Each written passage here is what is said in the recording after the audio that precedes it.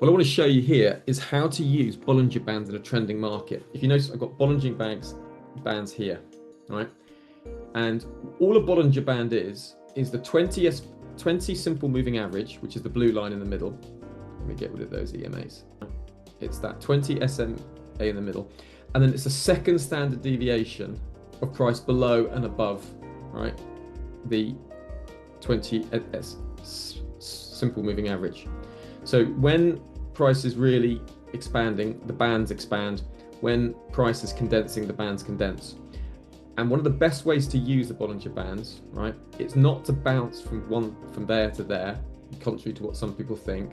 Now, what you want to look for here with a Bollinger Band is you've got a breakout of the band in the price here. You see on the weekly chart.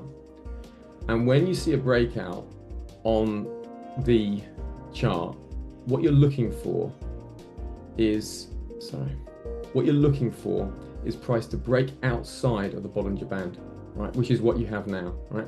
So you see the way the price has broken out of the Bollinger Band and it's closed outside the second standard deviation. That is what you're looking for, right? And when you get that close outside of the second standard deviation, right, then you want to go with the break. So you're looking to go with the break outside of the Bollinger Band and to carry on going with it, right? Now, the best kind of location is to either then enter on a pullback to the 20 simple moving average. So one of the ways of getting into it is as this 20 simple moving average moves up, right, you buy on the dip back to the 20 simple moving average.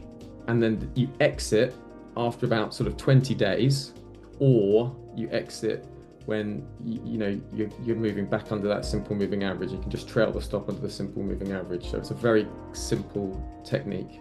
So silver is sort of categorized. You can see here, look, you get a breakout. So the highs break out, and if you look, and it's confirmed by volume. So you look here, breakout, confirm with the volume moving higher, closes above the Bollinger Band high, and then you can just trail your stop underneath the 20 simple moving average, right? So this is exactly the same setup. Breakout over the high and trail the stop under the 20 simple moving average.